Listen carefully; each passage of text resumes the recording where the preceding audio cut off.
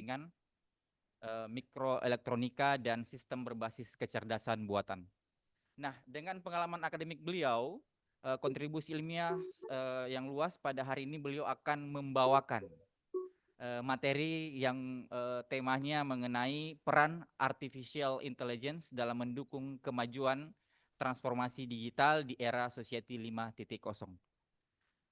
Tema ini tentunya sangat relevan dengan perkembangan teknologi saat ini, menjadi bekal penting bagi kita semua, khususnya mahasiswa di Fakultas Teknik Komputer, Program Studi Informatika. Nah, tanpa berlama-lama, kita menyapa dulu pemateri kita, Bapak Prof. Sudah bergabung di tengah-tengah kita, Prof.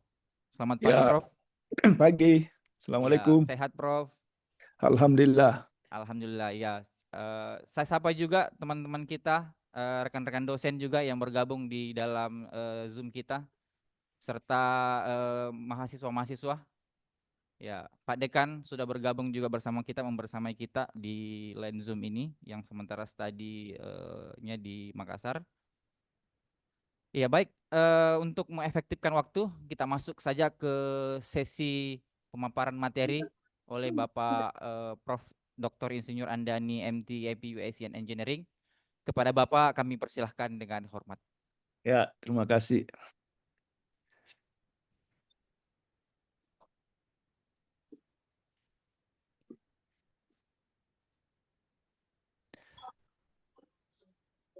Nah, guysnya tuh,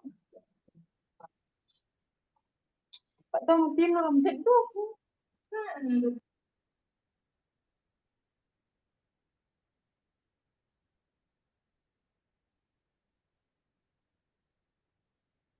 Iya, kisahnya. Ya, Assalamualaikum warahmatullahi wabarakatuh. Waalaikumsalam. Selamat pagi, salam sejahtera untuk kita ketemu semua. Alhamdulillah, syukurullah, la haula quwata illa billah. Yang terhormat Bapak Rektor yang diwakili Wakil Rektor Bidang 1 dan jajarannya, kemudian Pak Dekan Fakultas Teknik ya,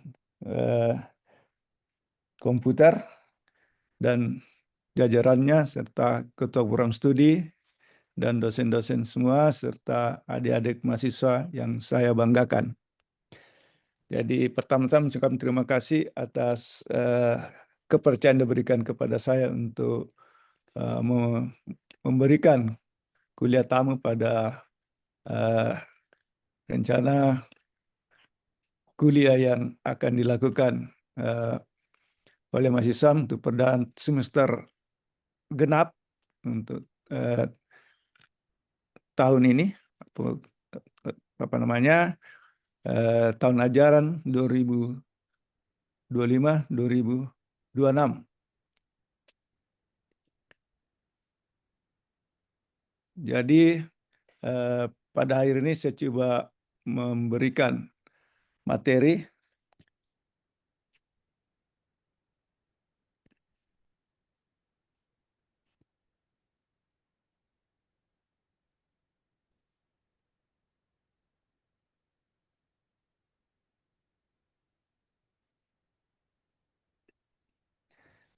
dia berjudul Peran Artificial Intelligence dalam Mendukung Kemajuan Transformasi Digital di Era Society 5.0. Nah, kenapa AI ini berkembang saat ini? Tidak lain daripada peranan dari perkembangan ilmu lain yang mendukung peran tersebut. Ilmu itu adalah teknik elektronika, dalam hal ini mikroprosesor, mikrokontroler, di mana perkembangan ini menyebabkan manusia atau para ahli bisa melakukan pemrograman di dalam sistem tersebut. Nah, jadi kalau kita lihat gambar di sebelah kiri, menunjukkan bahwa itu adalah bentuk isi daripada rangkaian-rangkaian yang bisa menyebabkan sistem komputer atau komputer itu melakukan pekerjaan sudah mirip dengan manusia. Nah, peranan inilah sehingga AI itu menjadi mengalami kemajuan yang sangat besar di dunia saat ini. Nah, peran inilah sehingga kita saya coba memberikan bagaimana AI ini bisa mendukung kemajuan transformasi digital di era Society 5.0.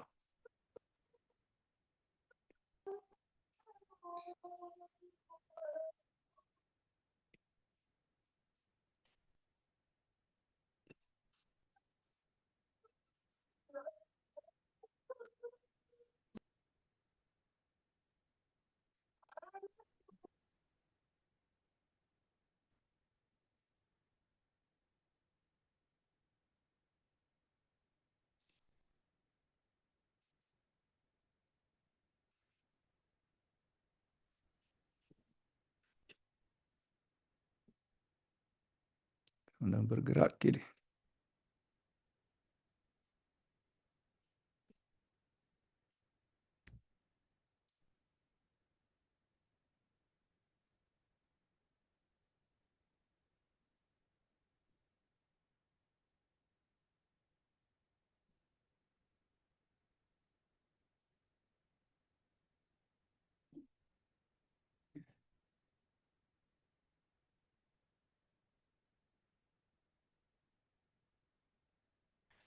Nah, era Society 5.0 merupakan era yang melahirkan konsep baru, ya,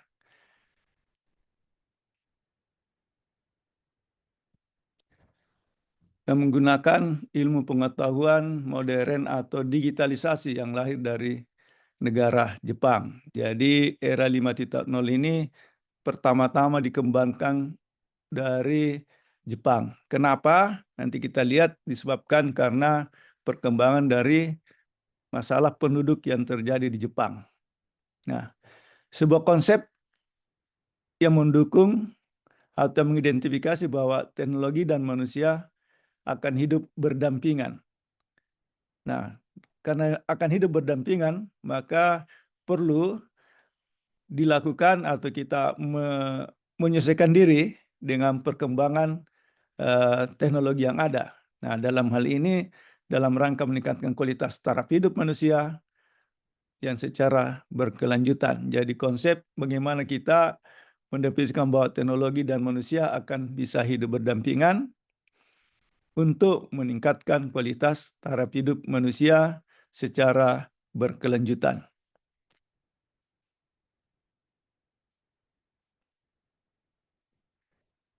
Nah, pada era ini tentunya masyarakat memiliki cara hidup baru yang tidak dapat dipisahkan dari dunia teknologi.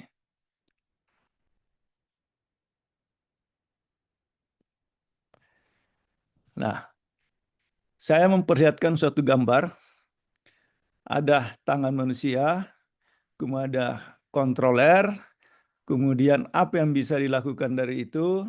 Nah, kita anggap bahwa tangan manusia ini sebenarnya adalah merupakan sesuatu yang bisa melakukan fungsi. Jadi kalau kita anggap di sini bahwa hal-hal yang lain tidak terjadi kalau tidak diintimidasi oleh tangan manusia. Jadi apapun teknologi yang berkembang di dunia, tetap tangan manusia yang mempunyai peran penting, ya. Nah, tangan manusia dia bisa mengatur, dia semua melakukan penciptaan sehingga hal tersebut bisa dilakukan, teknologi itu bisa berkembang lebih jauh sampai saat ini. Nah, perkembangan itu juga tadi saya nyatakan bahwa didukung oleh rangkaian digital. 5 rangkaian digital ini tentu dikaitkan dengan IoT, memanfaatkan jaringan komputer untuk melakukan hubungan antara suatu sistem dengan sistem yang lain. Karena AI itu tidak bisa berfungsi kalau tidak memanfaatkan IoT, di mana dia akan mengambil data dari manapun ada dia melakukan sensing, dia menggunakan data analisis, memanfaatkan hardware, software, kemudian melakukan komunikasi dan memperlihatkan atau mendapatkan jalur telematic position teknologi. Jadi dia akan berfungsi seperti smart farming, ya. Nah, dalam ini tentu kita juga membutuhkan sensor-sensor. Ya, jadi sensor-sensor supaya sensor itu bisa bekerja untuk memberikan data, maka kita memerlukan suatu peralatan hardware yang isinya di dalamnya ada microcontroller, microprocessor ataupun komputer, ya.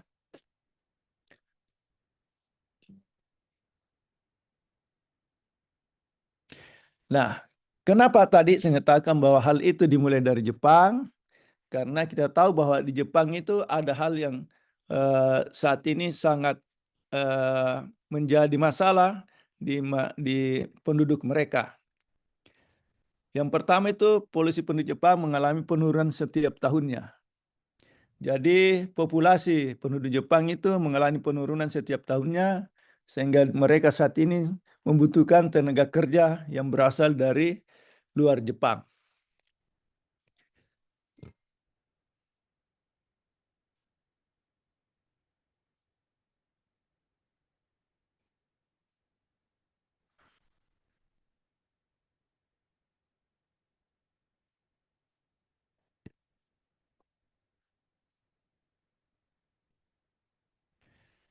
Nah, yang kedua berkurangnya masyarakat usia produktif. Karena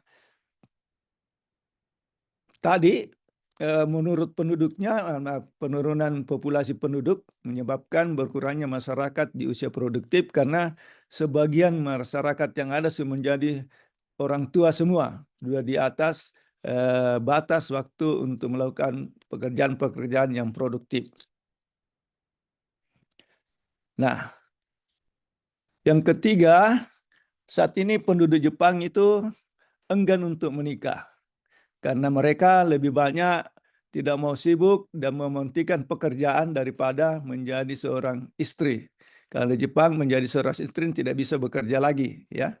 Tidak sama seperti kita di Indonesia. Dan yang keempat, kecilnya angka kelahiran dan tingginya jumlah penduduk usia tua tersebut. Jadi karena kurang orang menikah, malas menikah, maka angka kelahiran tentunya menjadi tinggi. Kelahiran itu kecil, ya. Nah, sehingga saat ini mereka sudah melakukan perubahan-perubahan bagaimana caranya supaya hal-hal tersebut bisa diatasi. Nah, untuk mengatasinya, mereka salah satunya adalah memasukkan tenaga-tenaga kerja yang berasal dari luar Jepang.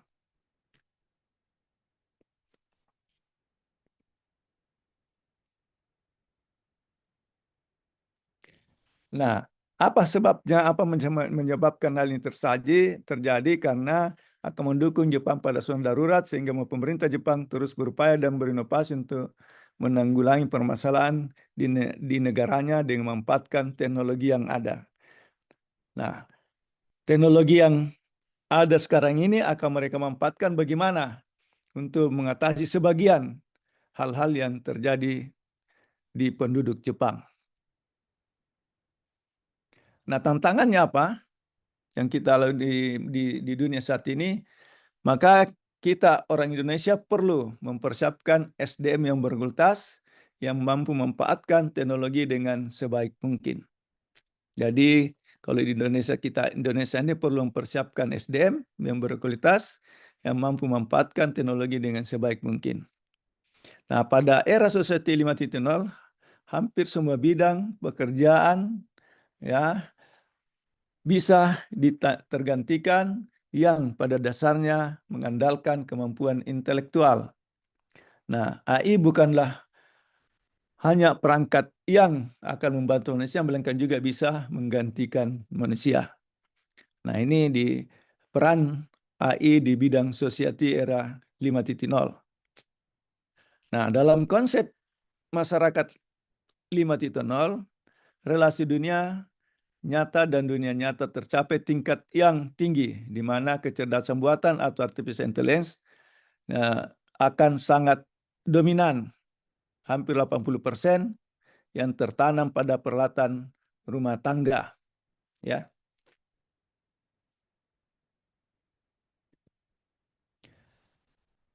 Nah, kalau kita perhatikan perkembangan ilmu pengetahuan dari masa lampu sampai sekarang, nah, pertama itu perkembangan industri yang masih menggunakan mekanikal produksi, masih dalam bentuk mekanik yang sederhana, ya. Kemudian berkembang menjadi tahap kedua, jadi sudah memanfaatkan daya listrik, ya, yang sebelumnya powernya bentuk kita memanfaatkan air yang dipanasi, kemudian setelah itu masuk ke tahap kedua, tahun 1870 sudah memanfaatkan elektrikal, jadi sudah memanfaatkan listrik, kemudian yang ketiga sudah otomasi produksi elektronik dan komputer sehingga bisa dilakukan otomasi industri, kemudian keempat sudah menggunakan AI, ya, termasuk robotik dan yang lain-lainnya, ya. Data, robotik dan lain-lainnya bisa dilakukan dengan menggunakan artificial intelligence atau AI. Nah, kita sudah melakukan pengembangan big data. Nah, sekarang kita asosiasi 5.0.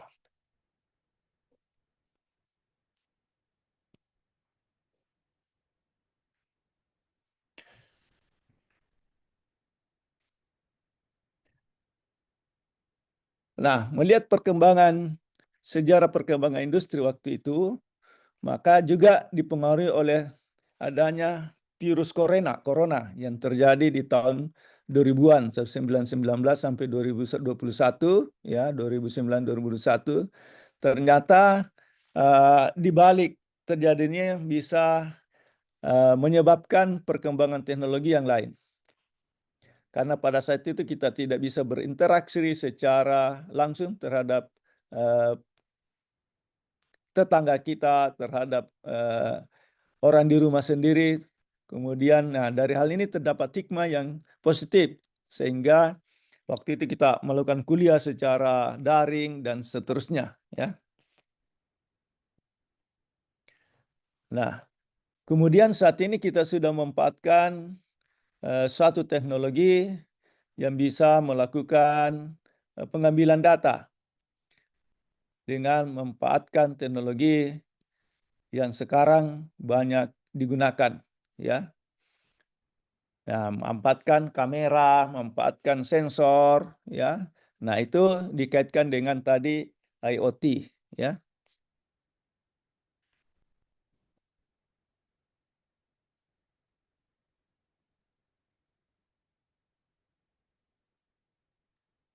Nah, kini saat ini masyarakat Indonesia tanpa disadari telah melakukan percepatan transformasi digital untuk memasuki digital society 5.0.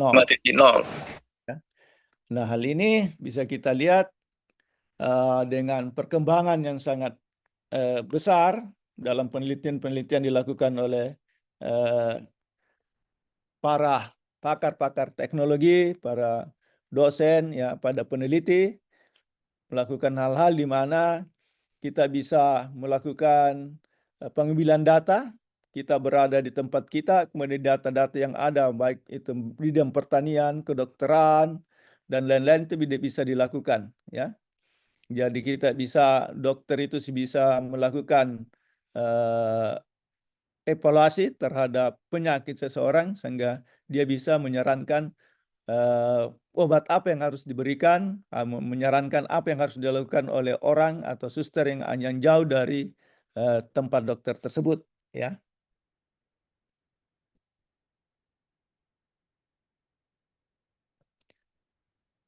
Nah, tadi karena akibat pandemi itu telah mempercepat menggunakan aplikasi digital. Contoh tadi kita belajar jarak jauh pakai e-learning. Hal ini menunjukkan bahwa masa depan sudah datang dan setiap orang harus mempersiapkan implementasi AI untuk menghadapi transformasi era digital yang dipercepat oleh adanya pandemi COVID-19 tersebut. Nah, ini bisa dilihat dari penelitian atau tugas-tugas akhir mahasiswa, ya, kemudian S1, S2, dan S3. Di mana hal tersebut mereka melakukan penelitian-penelitian dengan menggunakan AI, ya, untuk melakukan penulisan tugas akhirnya, kemudian tesisnya dan disertasinya.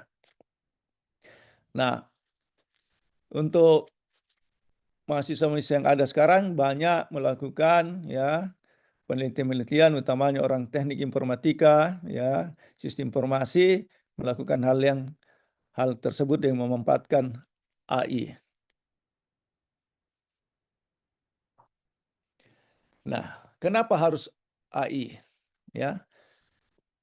Nah, ini kita lihat kenapa harus AI yang kita akan lakukan. Nah, ini kita sudah berpikir macam-macam, ya. Tentunya perkembangan ini tadi karena berkembangnya teknologi hardware, tentunya software yang berkembang, kemudian banyak metode-metode baru yang dilakukan saat ini sehingga memanfaatkan metode-metode tersebut untuk melakukan penelitian-penelitian sehingga perkembangan AI saat ini sangat luar biasa, ya.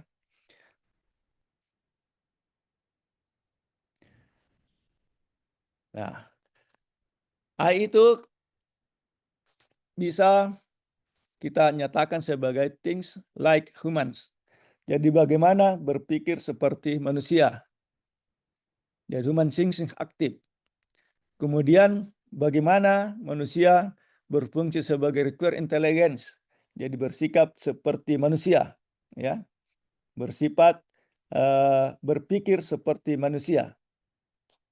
Kemudian think rationality, berpikir seperti manusia, kemudian berpikir, ya, kemudian berperilaku cerdas, act rationality. Jadi bagaimana kita berperilaku cerdas, kita melakukan seperti automation of intelligence behavior, ya. Nah, apa itu? Kita bisa lihat. Nah, think like humans. Jadi bagaimana kita berpikir, ya, bertanda tanya di otak kita sehingga otak kita ini mampu melakukan sesuatu, mampu berpikir untuk mengerjakan sesuatu yang lebih baru, ya. Nah, sebagai mahasiswa S1 mungkin ya kita membaca, kemudian kita coba-coba memanfaatkan metode-metode yang digunakan. Kemudian kalau sudah S2, sudah mulai melakukan pemikiran lebih tinggi lagi, melakukan analisis terhadap data-data yang ada. Kalau sudah S3 berarti dia sudah harus bisa membuat suatu kebaruan atau menciptakan sesuatu kebaruan dalam penulisan disertasinya. Jadi kalau S3 dia harus membuat satu metode baru atau mendapatkan sesuatu yang lebih baru dan belum didapatkan sebelumnya.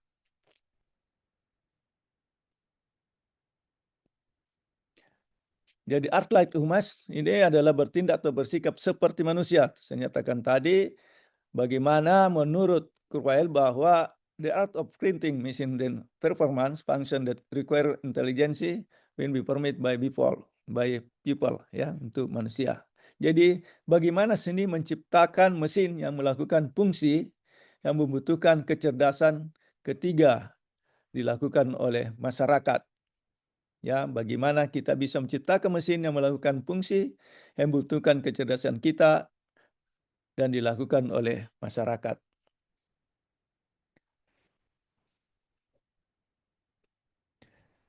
Think rationality adalah bagaimana menurut Winston bahwa the study of computation then make a possible precise reason and acts, ya.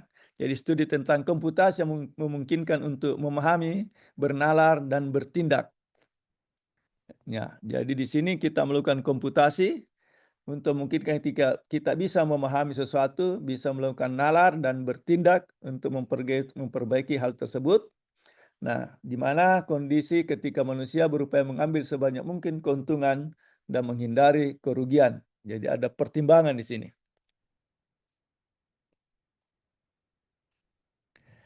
Ars rationale adalah menurut Luke and Stability itu Stabilified bahwa the branch of computer science that is concerned with the automation of intelligence before. Jadi cabang ilmu komputer berkaitan dengan otomasi dan perilaku kecerdasan. Jadi tindakan rasional, kelanjutan dari berpikir rasional ketika telah memutuskan bagaimana cara mengerjakan terkait dengan otomasi perilaku cerdas ya yang akan kita hadapi setiap harinya. Nah, Prof. Isai mengatakan bahwa kecerdasan merupakan kemampuan untuk memperoleh dan menerapkan pengetahuan dan keterampilan. Kecerdasan melibatkan aktivitas mental tertentu, yakni learning, listening, understanding, truth finding, seeing, relationship, consideration, meaning, dan acting. Jadi, kecerdasan buatan merupakan subbidang ilmu komputer yang ditunjukkan untuk pengembangan komputer dengan kemampuan melakukan hal-hal yang membutuhkan sesuatu kecerdasan seperti perilaku manusia di mana mampu berpikir dan bertindak secara cerdas. Ya, kira-kira begitu yang akan kita dapatkan.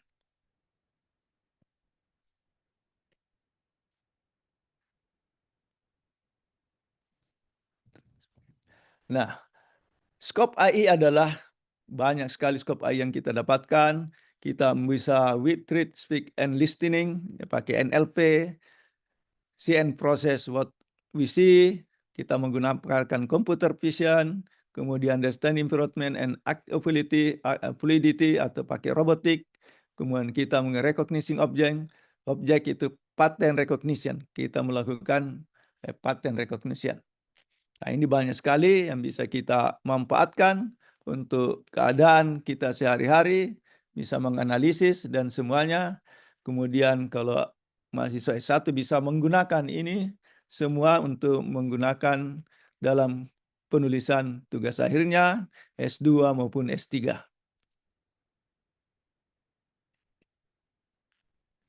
Nah, tadi skop AI itu adalah kecerdasan yang dimiliki manusia makhluk paling cerdas. Ya, karena manusia makhluk paling cerdas, maka AI bisa mendekati ini, tapi tidak akan sama karena AI itu buatan manusia, sedangkan manusia adalah buatan Tuhan, ya. Jadi tidak mungkin akan semua sama karena kalau kita lakukan ini tentu sangat luar biasa karena dia harus melakukan data latih, kemudian data latih dilakukan untuk membuat ada hal-hal yang kita masukkan sehingga kita menggunakan data untuk yang diuji, adalah data uji, kemudian akan dihasilkan sesuatu yang apa yang akan kita inginkan. Kemudian yang kedua bahwa manusia bisa berkomunikasi baik lisan maupun tulisan, kemudian bisa memahami komunikasi menulis, membaca, bicara, dan mendengar. Nah, itu pakai teknologi NPL dan Speak teknologi. Nah, kita bisa melakukan analisis NPL dan Speak teknologi ini. Kalau ada orang-orang yang berkekurangan, ya misalnya orang buta, orang tuli, orang buta, ya orang bisu, ya kita bisa memanfaatkan AI untuk bisa berbicara dengan mereka, ya. Nah, tentu kan digunakan apa teknologi-teknologi yang tinggi, ya. Atau kita bisa lakukan macam-macam penelitian yang ada sehingga kita bisa memanfaatkan NPL dan Speak teknologi ini untuk melakukan penelitian. Nah, sama kalau orang-orang di kedokteran, ya, orang yang habis kena stroke, ya, bagaimana dia bisa dilatih misalnya kakinya yang tidak bisa bergerak dengan memanfaatkan otak dari orang tersebut. Jadi dia berpikir sehingga bisa peralatan itu menggerakkan kaki daripada manusia yang kena stroke itu. Dia berpikir misalnya saya ingin bergerak kiri, kanan, dan seterusnya, itu bisa dilakukan. Sama dengan kalau orang tidak punya kaki, dia memanfaatkan kursi roda, dia cuma memanfaatkan otaknya untuk berpikir bahwa saya mau bergerak ke kanan atau ke ini, kursi rodanya otomatis akan bergerak jalan sesuai dengan apa yang mereka inginkan. Nah, itu sudah mulai sekarang dan banyak sekarang dilakukan. Yang ketiga, dia mendeskripsikan sebuah kejadian, memprediksi akan adanya kejadian, dan bahkan merekomendasikan solusi, ya, solusinya. Jadi cerdas saat melihat sesuatu dan dapat memproses. Nah, ini dilakukan oleh computer vision. Nah, ini banyak, ya ini orang-orang teknik informatika sekira akan lari ke computer vision karena dia akan berpikir seperti manusia dan dia bisa bedakan misalnya A atau B, ya, ini memanfaatkan ini. Jadi kalau Anda ahli sebagai computer vision, yang ini bisa dimanfaatkan untuk penelitian-penelitian baik di pertanian, ya, kedokteran, perikanan, dan lain-lain sebagainya.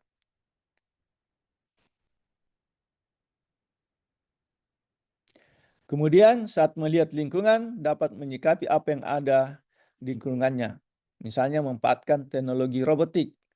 Nah, teknologi robotik sekarang ini sudah banyak, saya kira kita sudah tahu bisa menggantikan manusia. Nah, robotik ini juga salah satunya bisa membacakan berita.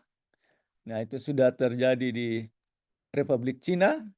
Nah, pembaca beritanya bukan manusia lagi tetapi memanfaatkan robot persis manusia. Nah, pengenalian objek, teknologi pattern recognition atau pengenalan pola. Nah, bagaimana itu bisa juga kita lakukan, mengenali suatu objek, berarti kita lakukan pengenalan pola. Nah, ini tentunya kita juga harus lakukan dengan memanfaatkan apalagi namanya metode-metode, apakah pakai machine learning atau lain-lainnya, ya, sesuai dengan apa yang kita ingin gunakan. Jadi dengan demikian kita bisa nyatakan bahwa AI itu bisa mampu melihat, mendengar, dan memahami. Juga AI itu mampu mendeskripsikan, memprediksi, dan meresapkan. Jadi saat ini kalau kita bisa lihat teknologi sekarang ini bahwa di Makassar sekarang akan hujan pada jam sekian, ya, hari ini hujannya keras atau tidak, itu sudah memanfaatkan AI untuk dalam menganalisisnya, ya. Tentunya itu bisa analisisnya kalau kita mempunyai banyak data, ya.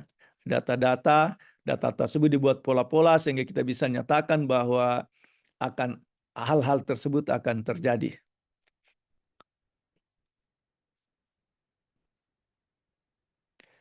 Nah, inilah kita lihat peran AI berfungsi, ya. Sebagai mata bisa berpikir, ya, robotika, kemudian tadi macam-macam yang bisa dilakukan. Tentunya dia memanfaatkan AI, tentunya kita harus tahu digitalisasi. Karena isu digitalisasi, kalau digital baru kita mengenal data-data angka 1 dan 0.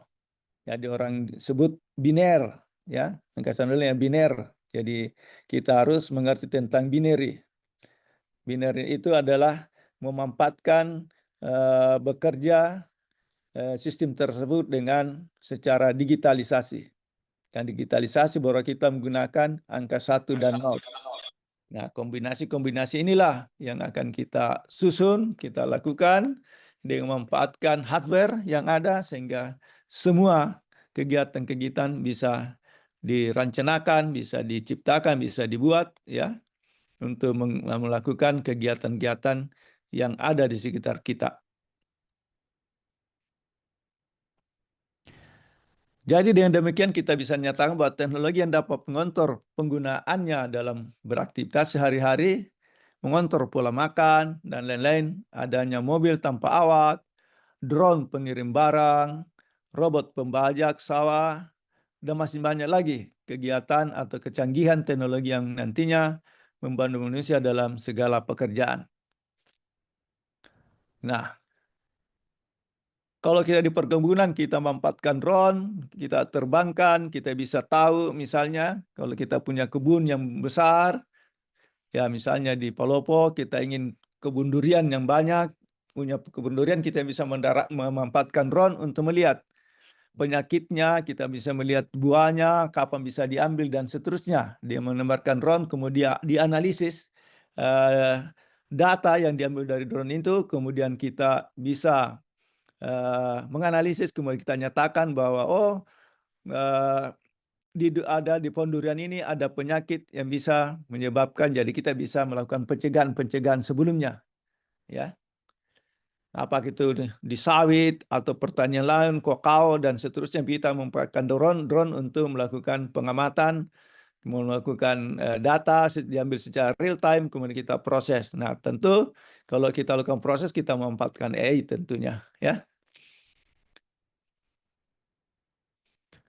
Jadi tidak perlu lagi kalau misalnya pohon duriannya terlalu tinggi, ya tidak bisa panjat, dan manfaatkanlah drone untuk melihat, ya, mengambil data, kemudian itu diolah di rumah kita.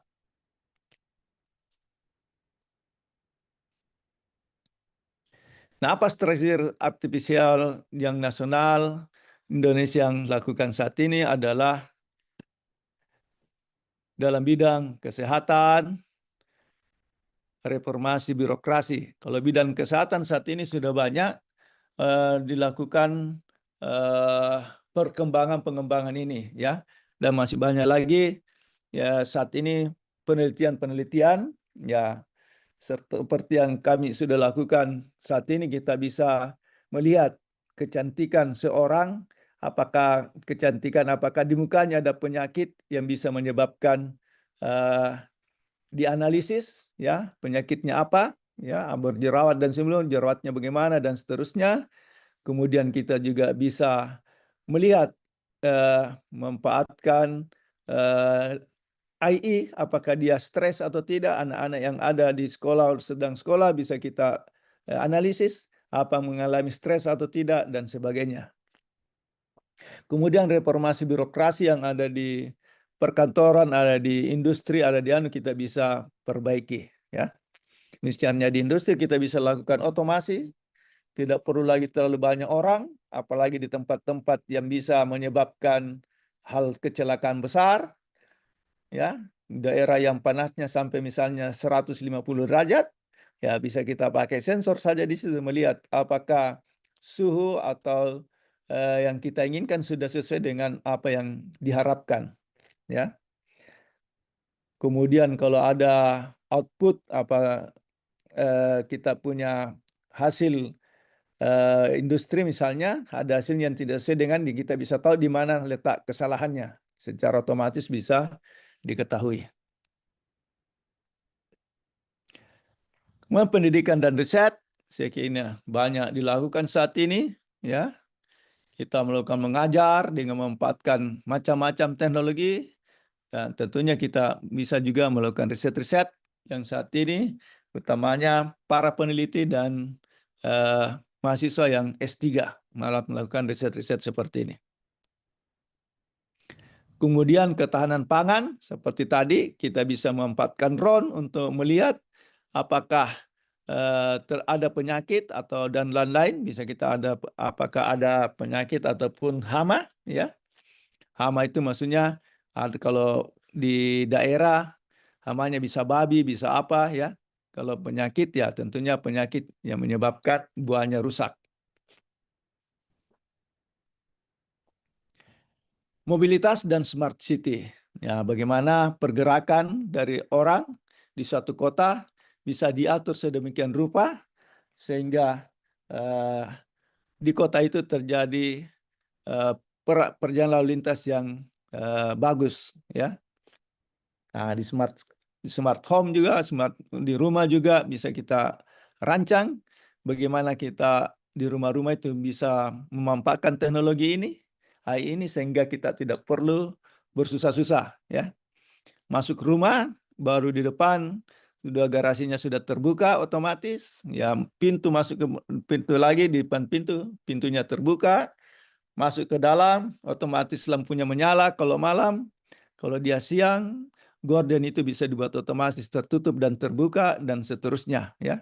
Bisa juga memantau kalau ada orang-orang yang bukan haknya untuk masuk di rumah itu sehingga bisa kita pantau.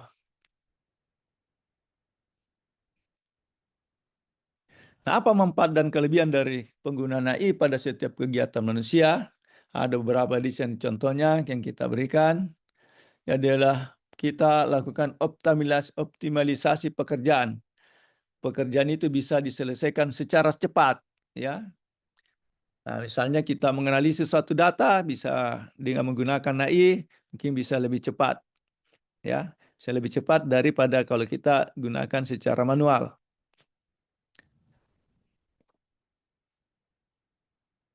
Nah, atau di sini dapat mengembangkan pekerjaan yang berulang-ulang dan memakan waktu banyak menjadi lebih singkat, cepat, dan mudah. Ya.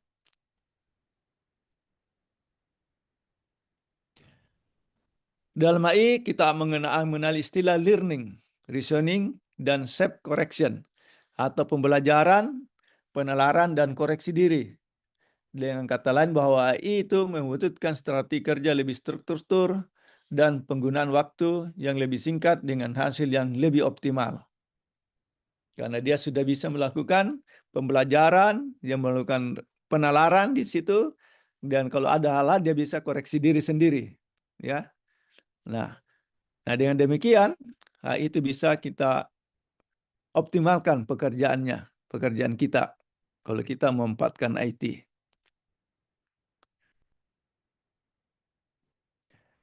Kemudian kedua bisa meminimalisir kesalahan yang ada. Jadi AI mampu bekerja dengan tingkat keakuratan dan konsistensi yang tinggi. Tentunya hal ini dapat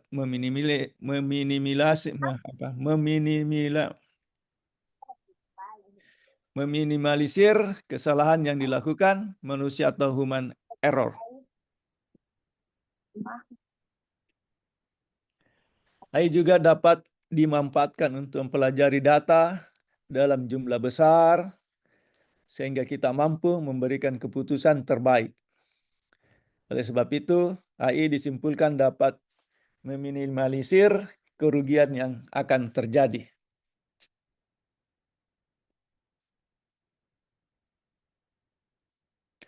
Kemudian kita bisa menghemat SDM.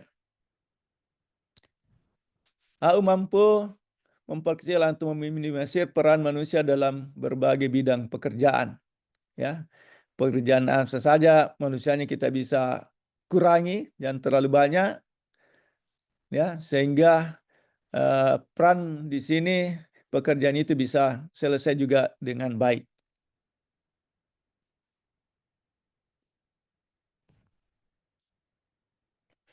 Nah, hal ini dikarenakan AI bisa mengambil alih tugas-tugas sehingga berdampak pada reduksi jumlah tenaga kerja.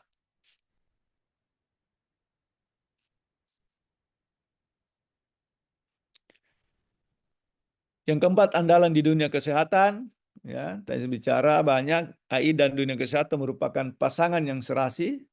Penerapan AI dalam dunia kesehatan dapat meningkatkan kesehatan pasien dengan biaya yang jauh lebih terjangkau. Seperti saya, kenapa tadi saya nyatakan bahwa perkembangan AI itu di Jepang dimulai, karena kalau di Jepang itu ada orang yang sakit, tidak langsung dibawa ke rumah sakit. Di Jepang itu langsung dicek mulai secara jarak jauh, kemudian diberi dianalisis apa dia harus ke rumah sakit atau tidak.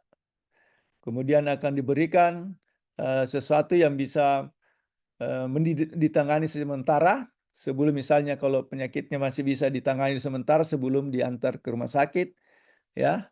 maka dia dianalisis secara jarak jauh, ya, dengan memanfaatkan teknologi tadi AI dan IoT, ya. Ya, ada kaitannya AI itu selalu berkaitan dengan IoT. Karena AI itu bisa menganalisis IoT-nya, datanya diambil, kemudian analisis, kemudian dapat diberi kesimpulan bahwa oh ini bisa diberi obat ini dan seterusnya. Nah, dengan demikian tentunya tidak perlu biaya yang tinggi. Kemudian lewat machine learning yang memiliki kemampuan dalam menganalisis dataset dalam jumlah besar dengan menemukan pola-pola penting di dalamnya. Jadi machine learning juga di sini kita bisa manfaatkan untuk menganalisis. Ya, ini banyak digunakan oleh mahasiswa yang melakukan tugas akhir dengan memanfaatkan machine learning.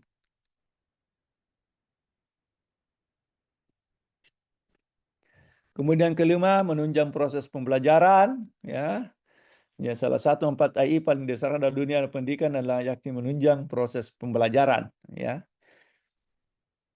saya kira ini sudah banyak dilakukan. Contohnya penerapan mentor virtual atau voice assistant seperti Blackboard, Google Assistant, Siri, Cortana, dan lainnya. Nah, lewat voice assistant ini para murid bisa mencari materi, artikel, buku hanya dengan menyebutkan kata kuncinya saja. Ya.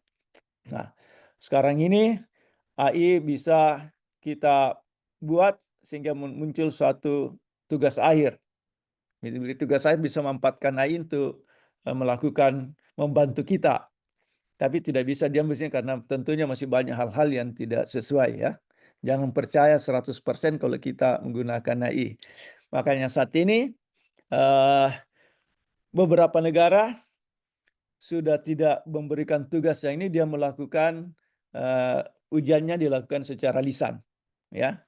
Jadi saat ini beberapa negara yang banyak memanfaatkan AI sebelumnya, dalam ujian-ujiannya untuk mahasiswa itu dia lakukan secara lisan, ya. Jadi atau tugas-tugas dia berikan, dia apalagi uji menggunakan lisan lagi, dia tidak melihat tugas saja. Kemudian ada 10 aktivitas AI dalam keseharian yang biasa digunakan itu membuka ponsel biometrik. Saya kira kita tahu, kita pakai ponsel kita pakai mata, ya. Kemudian media sosial, kita tahu. Kemudian mengirim surat replay, sortir pesan spam. Kemudian melakukan pencarian di web, research engine, ya, atau search engine memberikan rekomendasi pencarian. Yang kelima, digital voice assistant, tool Siri menyajikan jawaban kepada pengguna. Nah, sekarang juga banyak kita gunakan, kita bisa melakukan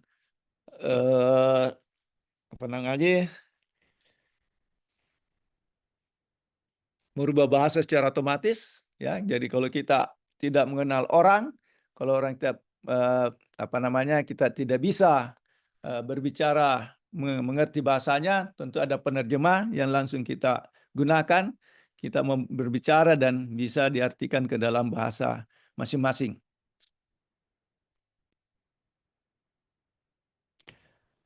Berangkat kerja dan berpergian pakai Google Map.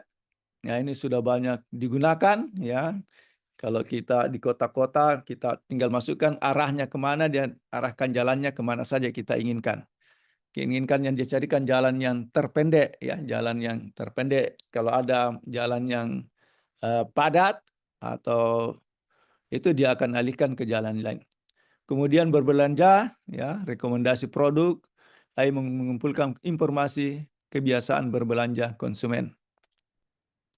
Kemudian menikmati hiburan, mempelajari kebiasaan pengguna, kemudian bermain game, ya, ini banyak anak-anak muda, ya, game online dan seterusnya.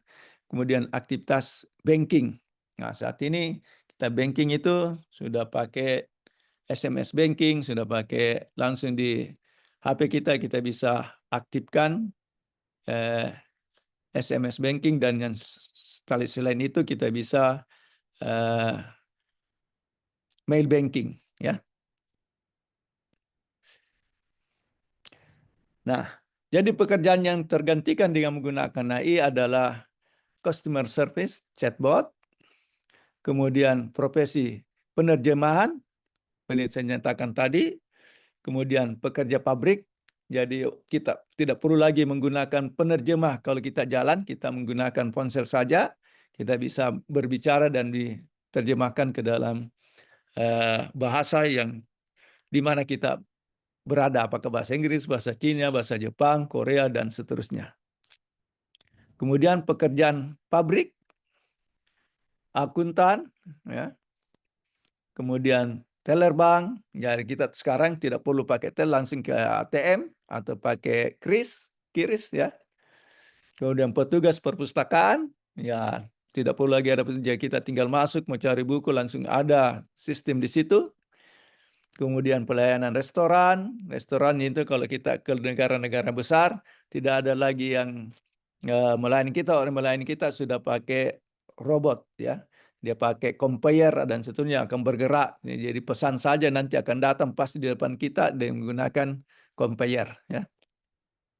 Supir sekarang sudah ada beberapa tempat yang mobilnya tidak perlu supir. Misalnya kalau kita di bandara di Soekarno-Hatta antara terminal dengan terminal 1, 2, dan 3 itu tidak punya supir lagi. Otomatis dia bergerak, berhenti sendiri, berapa menit berhenti dan akan jalan sendiri. Kemudian pegawai administrasi, ya.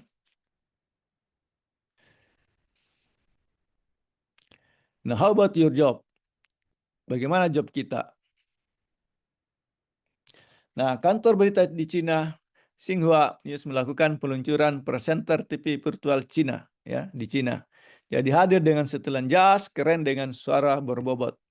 Nah, seperti ini. Ini seperti manusia, pada dia adalah AI, ya. Dia berbicara, memberikan sebagai presenter atau membicarakan berita, ya. Ya sudah menggunakan ini, tidak perlu lagi di TV, mereka berbicara, ya, tidak perlu lagi manusia yang ada.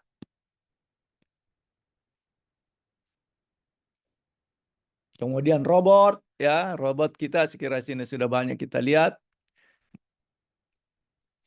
Kemudian merawat orang sakit, ya. Nah, kemudian melakukan terapi itu sudah robot yang melakukan. Kemudian menguji robot patroli, ya, melakukan patroli di mana-mana, nanti akan menginformasikan bahwa ada sesuatu terjadi, apakah pelanggaran dan seterusnya. Dia bisa kirim data, kemudian data itu akan diolah di suatu server, kemudian nanti berlaku sistem denda misalnya. Oh, Bapak ini terjadi pelanggaran di daerah ini pada jam sekian dan sekian, otomatis akan dikirim ke rumahnya, ya. Sama dengan kalau di Makassar, Bapak tidak pakai sabuk pengaman, kena foto, nah dilihat DD-nya dan seterusnya akan dikirim ke rumah bahwa didenda sekian.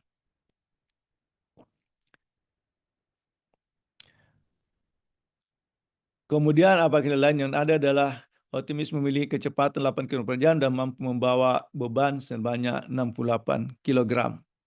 Ya, ada juga robot yang mempunyai kecepatan jalan 8 km per jam dan mampu membawa barang sebenarnya 68 kg. Nah, ini di sistem industri, ya, kemudian industri minuman dan seterusnya. Nah, kita bisa melakukan lihat ini hal tersebut. Nah, di mana posisi manusia jika pekerjaan digantikan dengan AI? Nah, disinilah kita bagaimana, ayo kita siapkan diri untuk menuju era Society 5.0. Jadi bagaimana posisi manusia jika pekerjaan digantikan dengan AI? Nah, disinilah peran kita, karena AI juga tidak akan semua melakukan hal-hal yang tertentu. Masih banyak pekerjaan bisa dilakukan yang AI tidak bisa melakukan.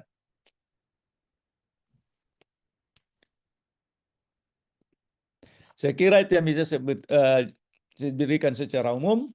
Ya, nanti kalau diskusi kita silakan. Terima kasih. Assalamualaikum warahmatullahi wabarakatuh. Waalaikumsalam warahmatullahi wabarakatuh. Assalamualaikum warahmatullahi wabarakatuh. Assalamualaikum warahmatullahi wabarakatuh. Waalaikumsalam warahmatullahi Waalaikumsalam warahmatullahi wabarakatuh. Waalaikumsalam warahmatullahi wabarakatuh. Waalaikumsalam Nah, warahmatullahi silakan Pak Tusal. Waalaikumsalam warahmatullahi Ini wabarakatuh. perkembangan Waalaikumsalam dalam warahmatullahi bidang wabarakatuh. artificial intelligence. Waalaikumsalam Eh, warahmatullahi Yang wabarakatuh. kami kutip tadi, Prof, terkait dengan perkembangan Waalaikumsalam AI warahmatullahi saat ini, Prof, ya, wabarakatuh. itu sudah merambah ke beberapa sektor. Nah, baik itu dari sektor kesehatan, kemudian dari sektor pendidikan, bahkan sektor birokrasi dan pemerintahan ini sudah rata-rata menggunakan artificial intelligence dalam hal pengembangan sistemnya. Tertarik Prof tadi yang disampaikan ini terkait dengan bagaimana peran AI dalam proses pembelajaran, khususnya para mahasiswa nih yang hampir notabene kesehariannya misalkan mengandalkan AI dalam hal proses pembelajaran. Kira-kira nanti mungkin ada Prof tips dan triknya bagaimana menyeimbangkan antara AI dan dari kemampuan mesin dengan kemampuan pribadinya. Nah, baik, tanpa berlama-lama kita akan masuk ke sesi tanya jawab, di mana kita akan bagi beberapa sesi. Ada 2 sesi. Sesi pertama ada 3 penanya pertama di Zoom kita. Jadi nanti boleh raise hand ataukah langsung berkomentar. Nanti kami akan random untuk Anda bertanya terkait dengan materi kali ini. Ya, mungkin ada yang ingin bertanya di line Zoom kita. Bisa raise hand. Bertanya, Pak. Iya, bisa diperlihatkan deh atau bisa langsung chat di kolom komentar supaya kita bisa. Ada? Oh, itu ada yang Andi Faad. Ada Andi Faad? Kami random saja ya. Andi Faad. Ya Pak, ada Pak. Ya, Andi Faad bisa langsung pertanyaannya sebutkan dari kelas berapa dan semester berapa?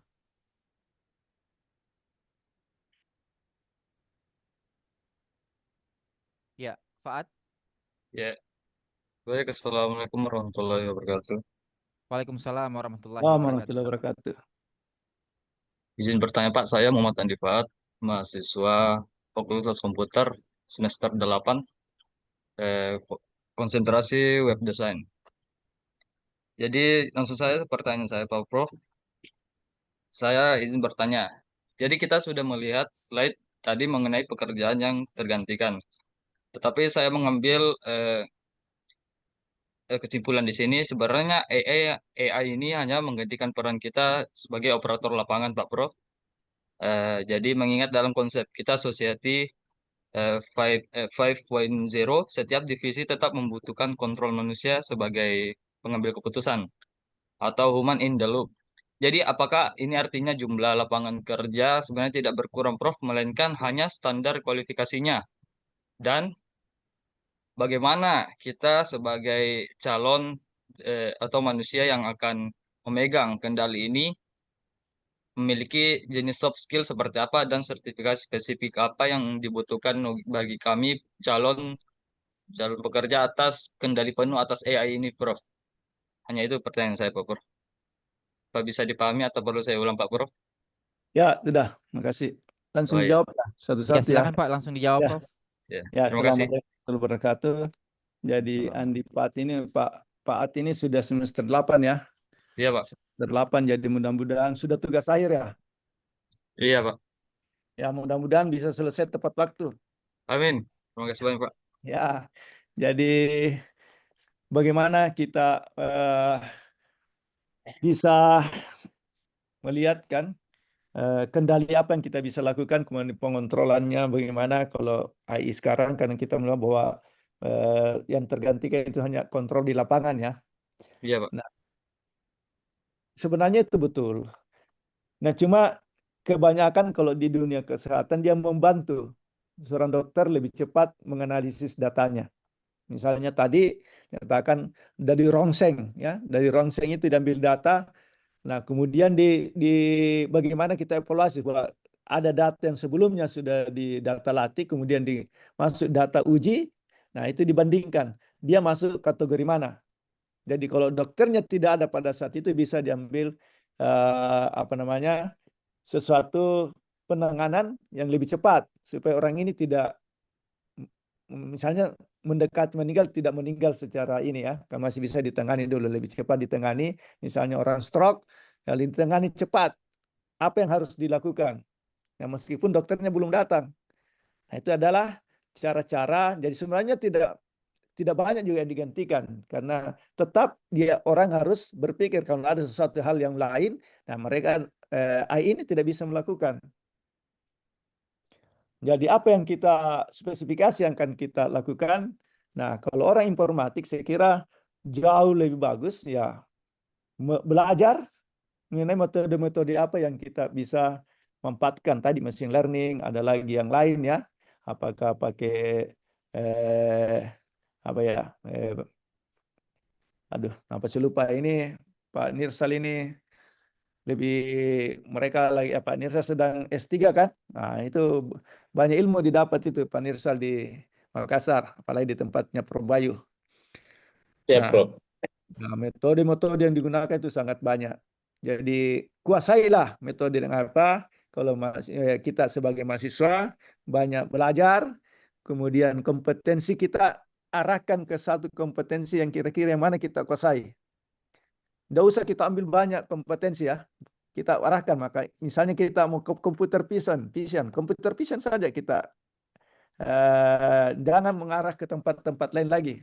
Kita ahlinya satu arah sehingga kita bisa jadi kondisi ini bisa kita hadapi. Jadi potensi kita sesuai dengan apa yang di diri kita. Tidak usah kita, misalnya kita sudah di AI, kita mau pindah lagi misalnya menjadi seorang penegak hukum. Ya, nah itu. Tapi ada juga penegak hukum yang belajar AI, ya. Nah, tapi kan tidak semua seperti itu. Saya kira bisa saya berikan penjelasan lebih singkat. Iya, Gimana? baik Prof. Itu tadi mengenai penjelasan dari Prof terkait dengan apakah manusia ini tergantikan oleh artificial intelligence. Ya, yang saya garis bawahi biasa Prof, mungkin lebih kita bisa berdampingan dengan artificial intelligence. Ya. Ya. Jadi Andi Faat gimana Dek? Ya. Terima kasih banyak atas jawabannya Pak Prof. Iya, oke, baik, terima kasih Dek. Selanjutnya kita masuk ke penanya yang kedua. Ini langsung saja di layar ada yang angkat raise hand, Rensa Krisdayanti. Ada? Rensa Krisdayanti. Ada, Ya, Pak. bisa diaktifkan kameranya. Bisa, Pak. Iya, silakan Dek, pertanyaannya. Kita masuk ke pertanyaan yang kedua. Oke, perkenalkan nama saya Rensa Krisdayanti, saya semester 4, konsentrasi jaringan. Nah, izin bertanya, Pak. Tadi dijelaskan kalau di era Society 5.0 AI sudah bisa membantu bahkan mengambil keputusan penting. Misalnya di bidang kesehatan untuk mendiagnosis penyakit atau menentukan tindakan medis. Tapi, semisal terjadi kesalahan dalam keputusan tersebut, siapa yang sebenarnya bertanggung jawab jika AI membuat kesalahan? Terima kasih.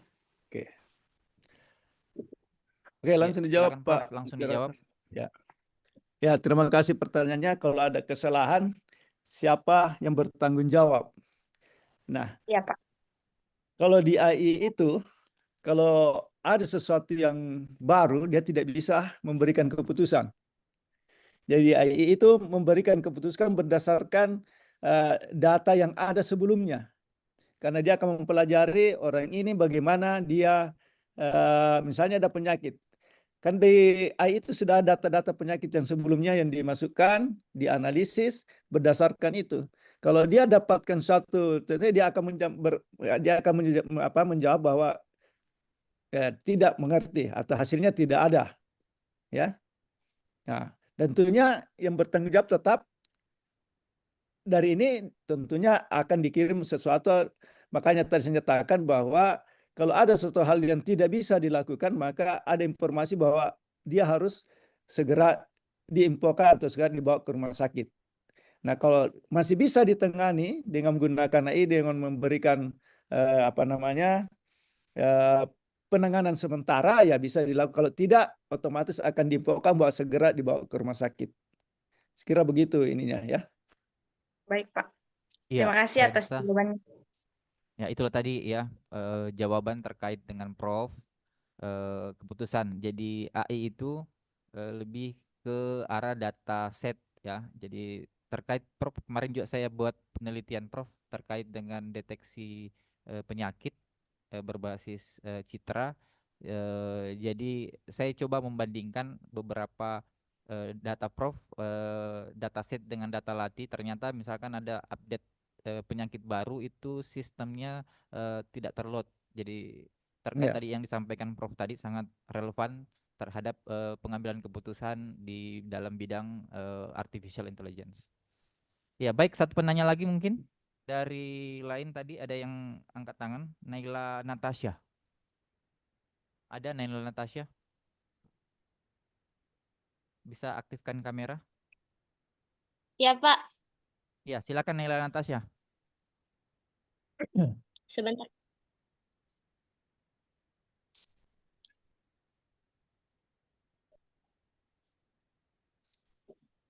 Maaf, Pak, kameranya tidak bisa menyala. Ya, silakan saja Tidak pertanyaannya. apa-apa. Baik, Pak. Perkenalkan, nama saya Naila Natasha, mahasiswa tahun 2025.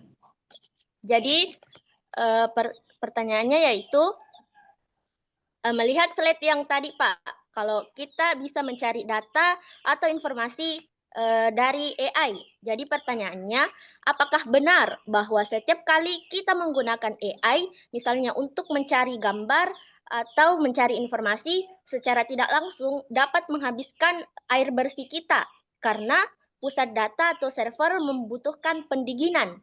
Dan jika iya, seberapa besar dampaknya penggunaan AI terhadap ketersediaan air bersih kita, Pak? Iya. Oke. Terima Silakan kasih. dijawab, Prof. Jadi bagaimana kaitannya dengan air bersih ya? Iya, Pak. Jadi mencari AI tentu menggunakan pendinginan dan seterusnya. Anggaplah suatu komputer ya. Nah, kalau kita melakukan pencarian ya tergantung dari kecepatan prosesornya. Nah, kalau kecepatan prosesnya tinggi, maka otomatis data yang kita cari bisa lebih cepat. Ya. Nah, tentunya kalau cepat berarti ya penggunaan pendinginan yang dilakukan itu tentunya juga tidak terlalu besar atau daya listrik yang digunakan juga tidak terlalu besar ya. Nah, Iya, Pak. contohnya kalau orang tugas akhir. Kadang-kadang kita melakukan komputasi itu bisa sampai berhari-hari. Ya. Nah, kalau misalnya komputernya dia punya beban besar dan kemampuan untuk melakukan komputasi itu kecil, maka bisa lama. Nah, bisa berhari-hari. Nah, tentunya kita harus sesuaikan. Kita mencari suatu metode, apakah metode ini bisa lebih cepat diselesaikan atau tidak. Kalau kita punya kemampuan komputer juga kecil. Tapi ada baiknya kita harus analisis dulu. Data apa yang akan kita cari. Kalau data itu kita harapkan bisa dicari dengan waktu yang lama, tentunya kita harus menggunakan PC ke komputer yang lebih besar kemampuannya. Ya. Baik, Saya kira Pak. itu secara umum jawabannya. Iya, baik Prof. Itulah tadi jawaban yang sangat memberikan masukan terhadap kita semua. Karena efektifkan waktu ini, jadi kita batasi saja tadi 3 penanya. Atau masih ada lagi yang mau bertanya? Kita kasih kesempatan satu lagi pertanyaan.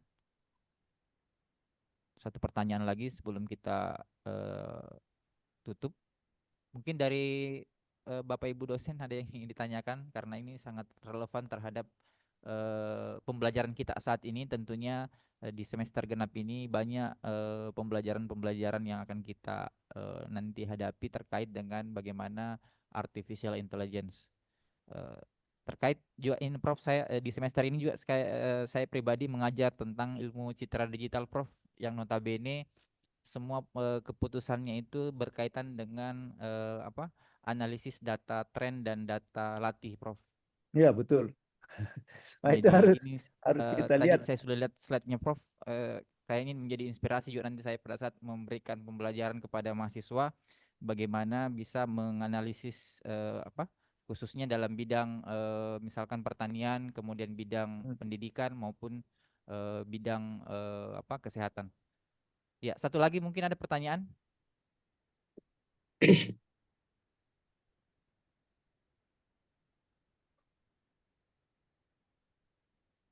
Mungkin Pak Dekan bisa memberikan sedikit pengalaman berbagi ilmu ya terkait dengan artificial intelligence yang Bapak sedikit memberikan sedikit wawasan terhadap kita semua di dalam Zoom ini, bagaimana peran artificial intelligence dalam mendukung pembelajaran selanjutnya Pak. Mungkin ada sedikit. Sebentar Pak, ada pengerahan dekan nanti Pak. Oke, baik Pak. Nanti selesai ini saja. Baik ya. Iya, terima kasih Prof atas materi yang disampaikan pada hari ini. Ini sangat memberikan inspirasi kepada kita terkait dengan artificial intelligence di dalam mendorong transformasi digital di era society 5.0, di mana teknologi ini bukan lagi sekedar alat bantu, tetapi telah menjadi bagian integral yang meningkatkan kualitas hidup kita, khususnya mempercepat proses pekerjaan, kemudian menghadirkan solusi yang lebih efektif dan efisien di berbagai bidang. Jadi saya ucapkan terakhir banyak-banyak terima kasih dari Prof. Dr. Insinyur Andani MT IPU Asian Engineering sudah berbagi ilmu di mahasiswa kita di kuliah perdana di semester genap 2025-2026. Ya, akhir kata kita tutup materi kuliah perdana kita pada hari ini. Sebelumnya kita masuk sesi foto bersama mungkin Prof. Ya, Ya, silakan. ya silakan tim IT Pak untuk Nirsan di kampus. di screenshot per layar mungkin. Pak Nirsan masih di kampus ya? Masih di kampus, Prof. Wah, bagaimana? Siapa kopromotornya? Kopromotor Ibu Ketua Prodi, Prof. Oh, Ibu Novi. ya. Siap. Apa diambil? Computer Vision, Prof. Penyakit Oh, sawit. sama Perbayu ya? Oh. Iya, siap. Nah, saya juga banyak bimbingan sama Perbayu itu toh. Iya. Terakhir itu sawit. Iya, itu saya ngambil tentang penyakit. Ada satu penyakitnya, Prof. Oh, gitu ya. Oh. Iya. Iya, baik Oke. Prof. Terakhir Ya, mungkin terima Prof kasih. closing statement yang disampaikan sebelum kita tutup kegiatan kita pada siang hari ini. Dipersilakan Prof. Ya, terima kasih. Assalamualaikum warahmatullahi wabarakatuh. Jadi, terima kasih sudah mengikuti acara ini dengan sampai di akhir ini. Saya mengharapkan mahasiswa yang ada di Universitas Cokro, khususnya Teknik Informatika, ya bisa belajar lebih bagus lagi, dan tugas akhirnya saya kira banyak yang bisa dilakukan, apalagi dosen-dosennya saya kira kualitasnya sangat bagus, banyak. Ya, ada beberapa juga, sekarang tanya ada beberapa mantan mahasiswa saya ya di sini. Jadi saya kira tidak ada hal-hal yang ini, jadi pada mahasiswa semua, dosen-dosen Anda itu saya kira kualifikasinya sangat bagus, dan juga beberapa yang pernah saya ajar, saya kira ya, pernah kuliah juga di tempat saya, dan sama dengan Pak Dekan sekarang ini ada sementara S3, saya kira bisa belajar, bisa memanfaatkan ilmu yang diperoleh Pak Dekan di teknik ya, khususnya di teknik informatika. Nah, saya juga banyak membimbing tentang pemanfaatan PC komputer di S3, baik dengan Prof. Bayu, baik dengan Prof. Amil ya, dan lain-lainnya, Prof. Sahir. Saya sering pasangan dengan mereka juga untuk melakukan kegiatan-kegiatan, mulai dari penyakit ya, seperti yang terakhir kemarin mahasiswa saya untuk penyakit paru-paru ya, dia selesai dalam waktu 3 tahun. Kemudian ada yang IoT, dia selesai dalam waktu 2 tahun 3 bulan. Kemudian masalah stres ya, memanfaatkan computer vision. namanya Pician itu dari Atmajaya, dia selesai 2 tahun 2 bulan. Jadi banyak hal yang bisa kita lakukan. Jangan pesimis, harusnya bisa lebih cepat selesai. Kalau perlu cepat, jangan 4 tahun ya, 3,5 tahun lah. Ya, ini kalau kita mau akreditasi bagus, usahakan jangan harus cepat 3,5 tahun, selesai 3,5 tahun atau pas 8 semester, 7 semester atau 8 semester pas ya. Saya kira itu yang saya bisa infokan. Terima kasih. Assalamualaikum warahmatullahi wabarakatuh.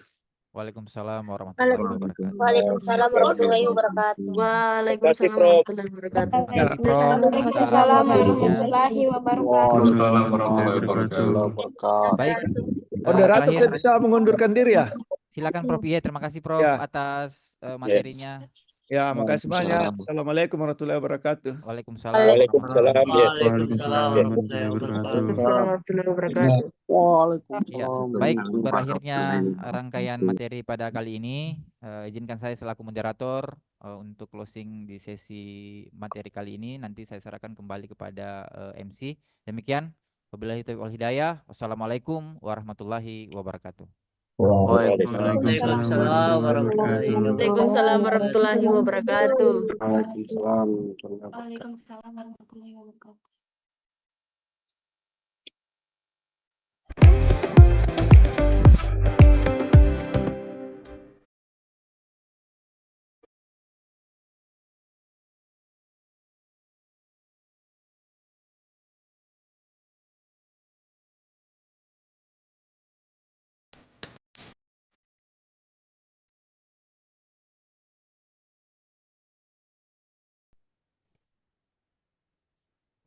Baik, Assalamualaikum warahmatullahi wabarakatuh. Saya ambil alih kembali. Waalaikumsalam warahmatullahi Waalaikumsalam warahmatullahi wabarakatuh. Waalaikumsalam Yang kami hormati, Waalaikumsalam warahmatullahi wabarakatuh. mari bersama kita mendengarkan arahan dari Dekan Fakultas Teknik Komputer, Bapak Nirsal Eskom MPD. Kepadanya dengan hormat disilahkan. Baik, terima kasih moderator MC. Ya, jadi pada kesempatan ini saya langsung saja mengingat waktu. Yang saya hormati Ibu Rektor Universitas Cokroaminoto Palopo, dalam hal ini Wakil Rektor Bidang Akademik Pribadi Bapak Irwan Ramli, MSc PhD. Yang saya hormati Wakil Dekan Fakultas Teknik Komputer, yang saya hormati Ketua Program Studi Teknik Informatika, seluruh dosen Program Studi Teknik Informatika, dan seluruh panitia yang bekerja pada kesempatan hari ini, dan yang saya banggakan seluruh mahasiswa Informatika tahun akademik 2025-2026 semester genap. Pertama-tama, marilah kita henti-hentinya memanjatkan puji dan syukur kehadirat Allah Subhanahu wa Ta'ala, Tuhan Yang Maha Kuasa, atas limpahan rahmat dan karunia-Nya. Salam dan selawat tetap tercurahkan kepada baginda Nabiullah Muhammad SAW. Allahumma salli sayyidina Muhammad wa ala sayyidina Muhammad. Bagi yang umat muslim yang menjalankan ibadah puasa, ya, kita tetap beraktivitas pada pagi hari ini, tidak mengurangi semangat kita untuk melaksanakan atau berjuang di dalam pendidikan, ya, yang ditempuh masing-masing ananda semua. Ya, tadi sudah kita mengikuti pembukaan dan pemaparan materi sesi tanya jawab. Nah, yang saya sampaikan pada kesempatan ini, di sini Ketua Prodi tidak ada ya.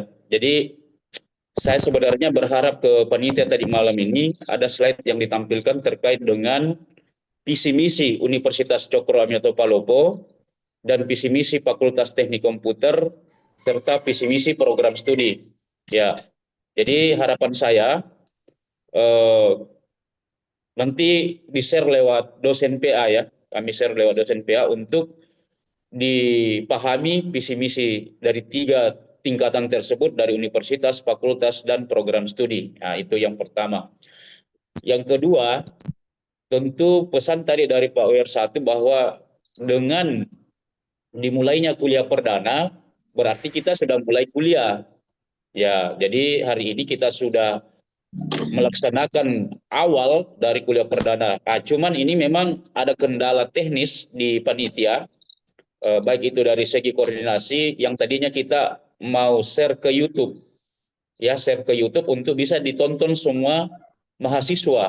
Ya, namun pada kesempatan ini ada kendala teknis dan yang bisa terakomodir di Zoom ini berjumlah 1.000 orang ya. Jadi kita ngambil yang maksimal 1.000 orang dan itu sudah full kotanya. Jadi bagaimana solusinya? Ada presensi itu dibagikan saja ke temannya untuk diisi.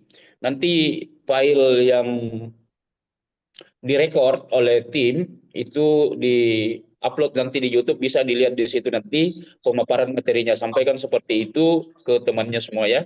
Jadi disilakan diisi saja dulu presensinya yang sudah di-share itu. Yang berikutnya, ya tentu dengan dimulainya perkuliahan ini, ya pada kesempatan ini, kalau sudah ada jadwalnya nanti sore yang di-share oleh ketua program studi, besok ada mata kuliahnya, berarti kita sudah masuk besok. Ya, cuma sesuai dengan edaran itu kita menyesuaikan waktu sesuai dengan edaran dari rektor. Ya, jadi saya lihat pelayanan di situ ada yang sampai jam 16.00 ya. Jadi disesuaikan saja nanti oleh Bapak Ibu dosen terkait dengan pelayanan dalam jadwal mata kuliah. Yang berikutnya, tentu Ananda semua adalah harapan dari program studi fakultas dan universitas membawa nama baik universitas yang baru saja kemarin ada kegiatan kita yaitu kuliah kerja nyata yang pada prinsipnya ada kejadian ya peristiwa yang menimpa saudara-saudara kita Ananda 2 orang almarhum, maka dari itu yang yang bukan beragama Islam sesuai dengan keyakinannya untuk mengirimkan doa, yang beragama Islam ya saya mengajak kita untuk mengirimkan kedua almarhum supaya di alam sana bisa tenang. Ya, jadi untuk itu marilah kita yang beragama Islam ini, yang tidak beragama Islam menyelesaikan saja untuk membacakan Al-Fatihah kepada kedua Ananda atau saudara kita. Kita kirimkan surah Al-Fatihah. Dimulai.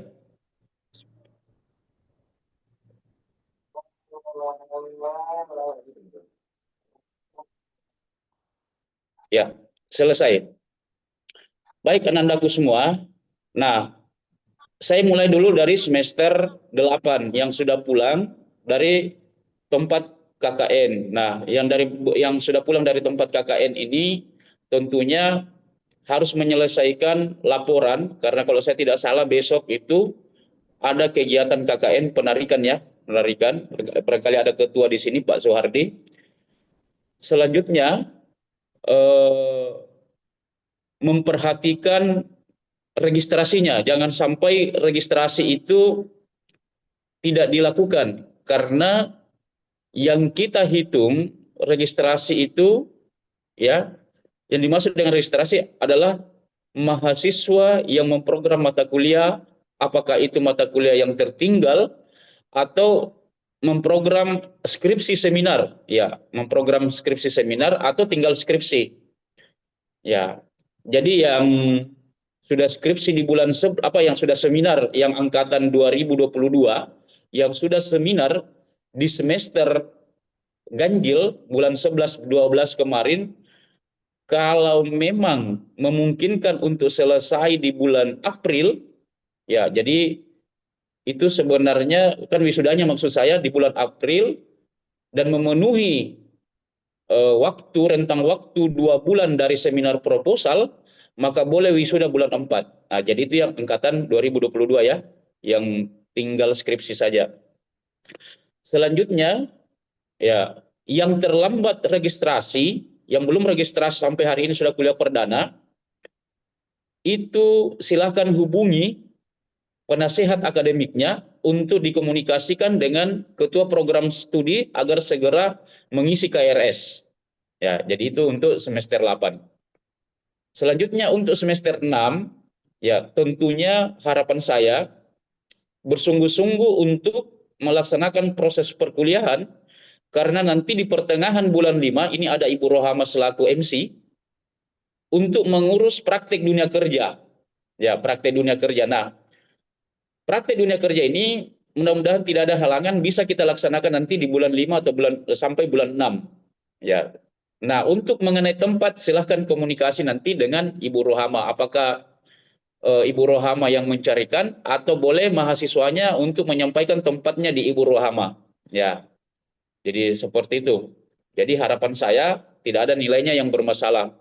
Karena kewajiban untuk berangkat KKN itu minimal SKS, karena ini masih peraturan lama belum berubah, minimal 90 SKS yang dilulusi dari semester 1 sampai nanti semester 5. Ya, jadi dari semester 1 sampai semester 5 itu 90 SKS yang telah dilulusi. Jadi itu ya untuk semester 6. Selanjutnya semester 6 ini jika ada juga yang belum registrasi, maka silakan berkoordinasi dengan dosen penasehat akademiknya. Selanjutnya untuk semester 3, ya untuk semester 3, Anandaku semester 3 ini pesan saya, ya perhatikan juga registrasinya yang belum registrasi untuk menghubungi dosen PA-nya segera per hari ini ya, atau sampai besok lah. Kalau tidak Anda registrasi, maka silahkan Anda untuk mengurus surat cuti. Nah, begitu juga ya. Jadi ini mengurus surat cuti bagi mahasiswa yang tidak terdaftar di semester genap atau tidak registrasi di semester genap, baik itu semester 1 ya maupun itu maksud saya angkatan 2025, 2024, 2023, 2022 yang tidak registrasi, silahkan mengurus surat cuti. Karena kalau tidak mengurus surat cuti, maka walaupun tidak kuliah, jadi saya ulang, walaupun tidak kuliah, maka itu wajib membayar ketika ingin lanjut di semester berikutnya. Ya, jadi itu ya. Jadi itu untuk semester 3 dan semuanya itu untuk registrasi. Selanjutnya untuk semester 1 sama juga proses perkuliahan, jadi jangan malas untuk berkuliah. Ya, supaya nilainya tadi itu tidak ada yang bermasalah. Jadi itu untuk semester 1, 3 ya. Jadi jangan malas berkuliah, lakukan proses perkuliahan karena sudah kita ini masuk di semester genap. Selanjutnya kepada seluruh angkatan 2025, 2024, 2023 ya. Kalau 2022 ini sudah di ujung. Semuanya ini saya harapkan untuk 2025 sampai 2023 tentunya untuk menyatakan atau membranding diri saudara semua sebagai mahasiswa berprestasi, maka harapan saya ketika ada kegiatan baik itu kegiatan skala lokal maupun skala regional dan skala nasional maupun skala internasional pun, ya harapan saya diikuti semua. Jadi salah satu contoh skala nasional itu adalah program kreativitas mahasiswa yang tidak lama lagi akan muncul pengumumannya untuk menyusun proposal, lalu nanti akan diupload di YouTube kemahasiswaan. Setelah itu nanti akan yang lolos akan diumumkan. Nah ini kegiatan-kegiatan skala nasional. Seperti juga P2MW, program pendampingan mahasiswa wirausaha, P2MW ya, mahasiswa wirausaha, dan ada juga kewirausahaan ya. Jadi itu semuanya yang diperhatikan untuk skala-skala nasional. Selanjutnya untuk skala lokal seperti lomba mahasiswa teladan ya, lomba-lomba lain yang dilakukan oleh beberapa organisasi baik itu internalnya kita maupun eksternalnya kita maupun suatu lembaga di luar sana yang dilaksanakan di Kota Palopo, itu tolong diikuti. Ya, seperti itu gambarannya ya. Supaya bisa membranding dirinya Anda ya sebagai mahasiswa berprestasi. Ya, enggak usah pikirkan dulu juara atau tidak juara, yang penting ikuti dulu sebagai peserta supaya ada pengalamannya sehingga nanti ketika ada lagi event yang dilaksanakan, Anda sudah punya pengalaman. Jadi seperti itu. Nah, pada kesempatan ini tentunya harapan kita semua bahwa kita ini ada sekitar 2.000 lebih mahasiswa informatika yang aktif di semester genap ini. Tolong informasikan kepada keluarga, kepada teman, ya, untuk menyampaikan bahwa pendaftaran mahasiswa baru tahun akademik 2026-2027 itu sudah dibuka sejak 2025 bulan November atau bulan 11. Sekarang kita di posisi gelombang 3 di Universitas Cokro Aminoto Palopo.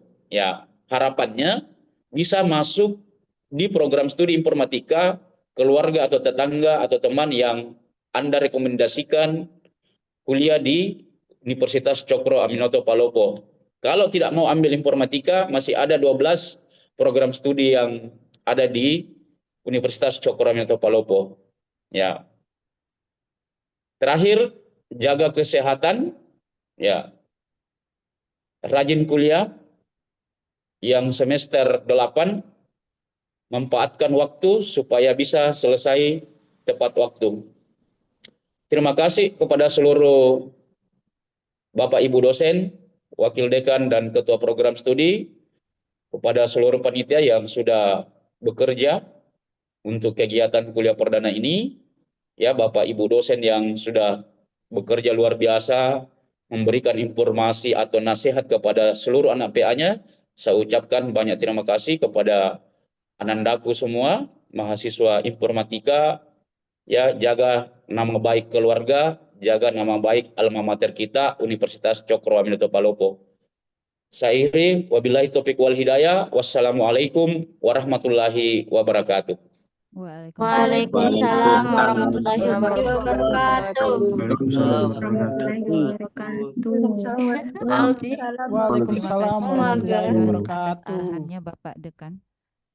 Hadirin yang kami hormati, demikianlah seluruh rangkaian acara kuliah perdana Fakultas Teknik Komputer semester genap tahun 2025-2026.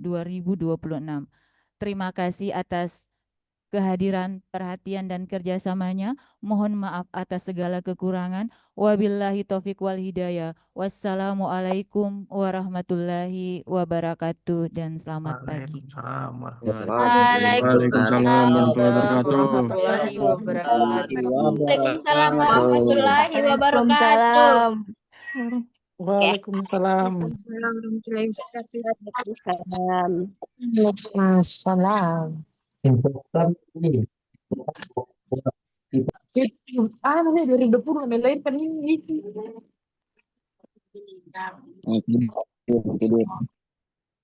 Iya, yang tadi itu yang tadi. Ini dari satu ya. Kalau Satu SD satu. bisa mega keluar.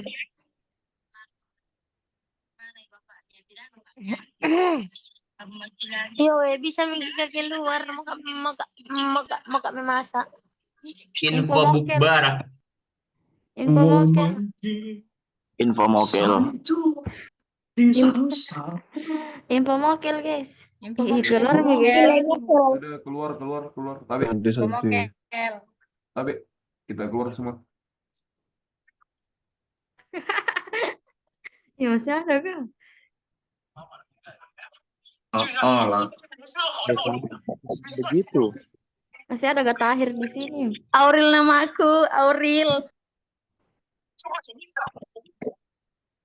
Sadar gitu.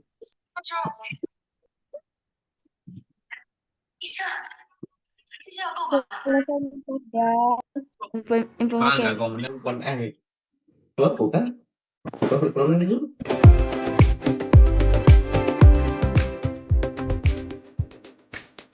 Yang udah selesai begini. Teman dulu bos.